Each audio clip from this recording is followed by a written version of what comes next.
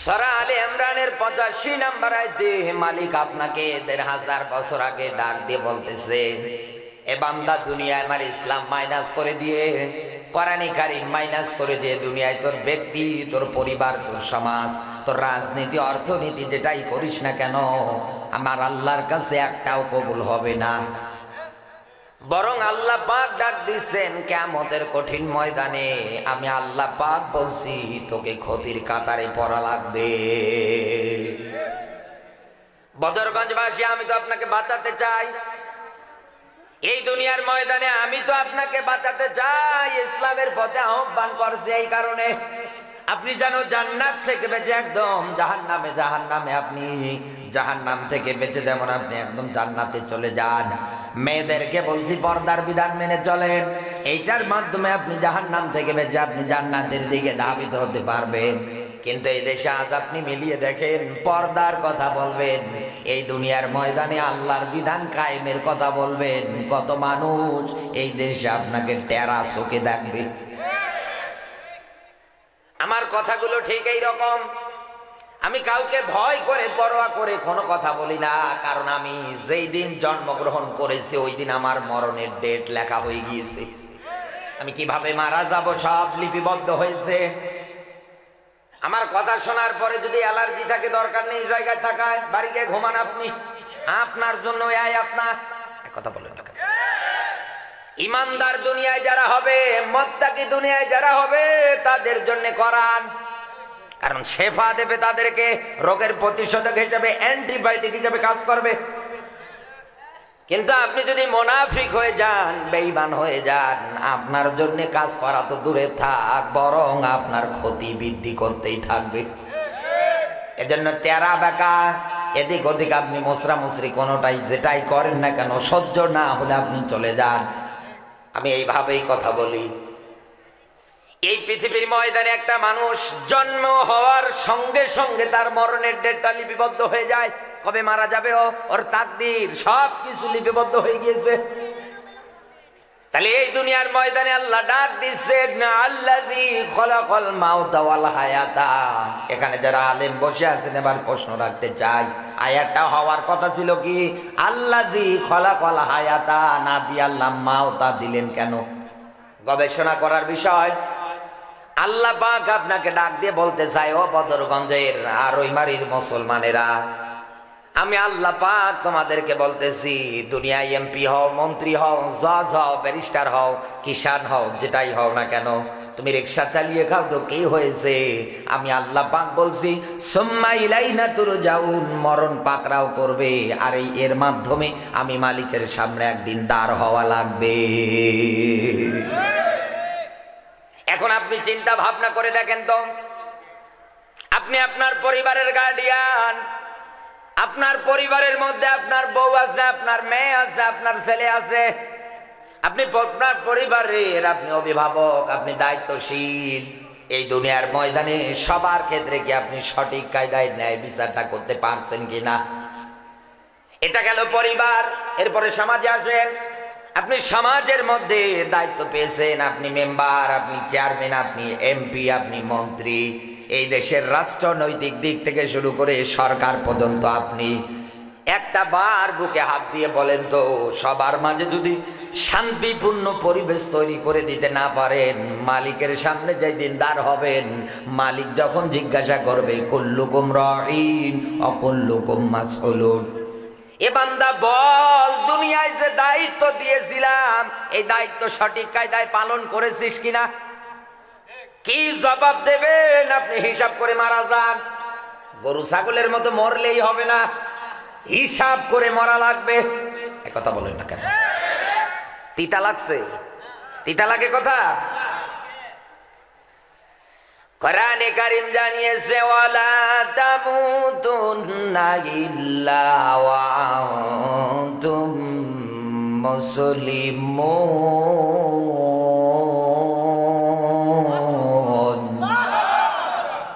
সূরা আলে ইমরানের 102 নম্বর আয়াতে মালিক আপনাকে বার ডাক দিচ্ছে।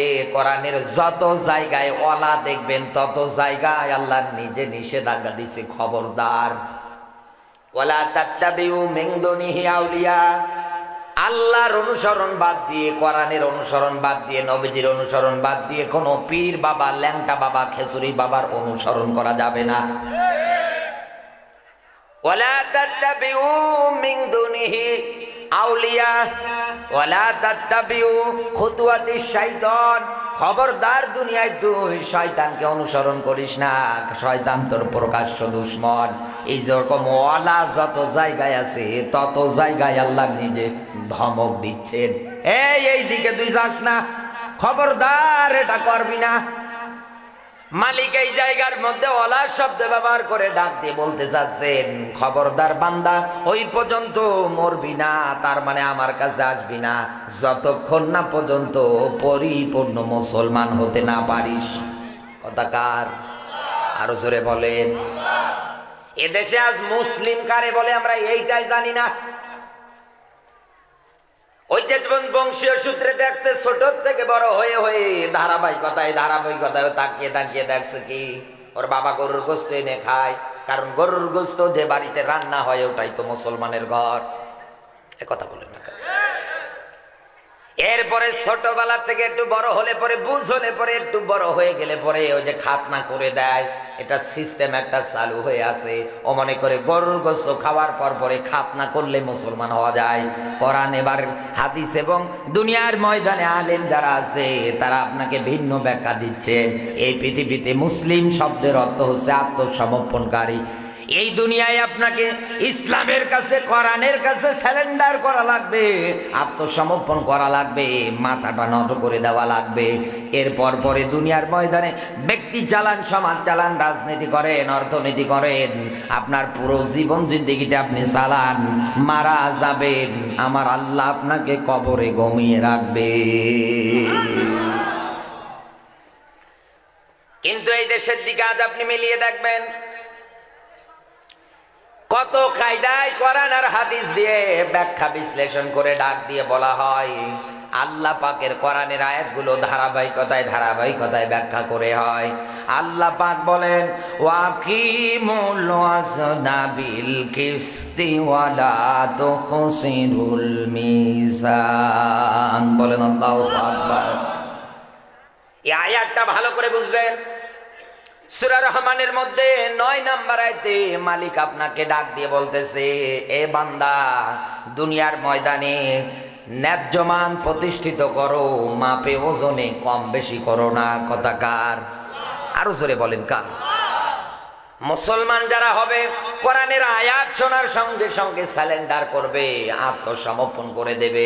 আল্লাহ আমি কি করছে আমার জীবন জিন্দেগি, হুজুর যা বলছে আমার জীবন জিন্দেগির সাথে তো একটাও মেলছে না, তাহলে আমি মরে গেলে কবরে আমার সঙ্গে কি আচরণ করা হবে?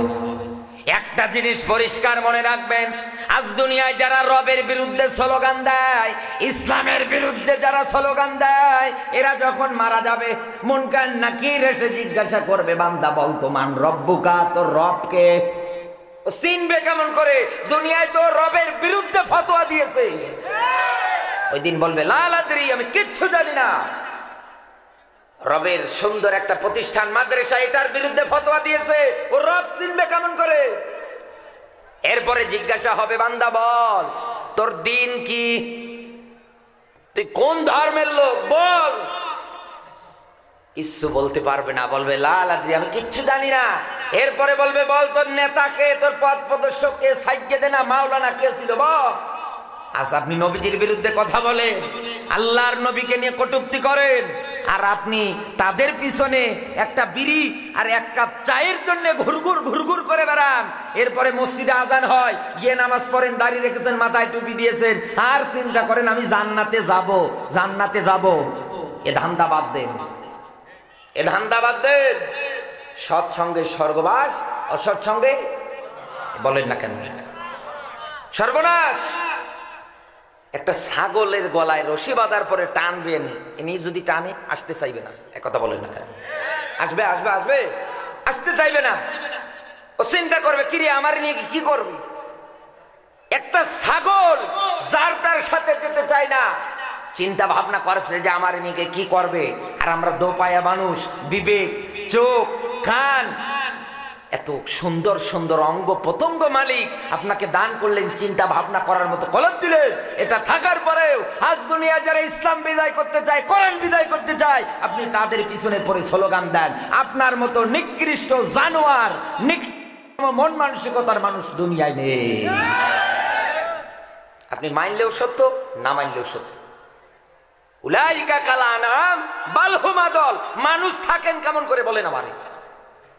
আপনি কোন কায়দায় মানুষ আসছেন এখনো? আল্লাহ তাআলা বলেন উলাইকা ইসমে ইশারা, কুদরতের আঙ্গুল আছে মালিকের, দেখাচ্ছে ওই জনপদের ওই মানুষগুলো কারা? তারা যারা দুনিয়ার ময়দানে ভালো মন্দর জ্ঞান পাওয়ার পরে কাজে লাগায় না। উলাইকা কাল আনআম বাল হুম আদল, এরা তো চার পাওয়ালা জানোয়ারের চাইতেও খারাপ। মালিক যদি আয়াত দিয়ে বলে এটা চার পাওয়ালা জানোয়ারের চাইতে খারাপ, আপনি মানুষ যদি চিল্লেও দাবি করেন আমি মানুষ, আমি মানুষ, হাত পা মুখ এসব থাকলে মানুষ হওয়া যায় না। মানুষ তো হওয়া যায় কোরআন কারীমের মাপকাঠি দিয়ে। কথা বলেন। কিন্তু আর সব জায়গায় মিলিয়ে দেখবেন কোরআনের বিধান উঠিয়ে দেওয়ার জন্য একটার পর একটা প্রচেষ্টা, একটার পর একটা ধান্দা তৈরি এদেশে আছে না নেই?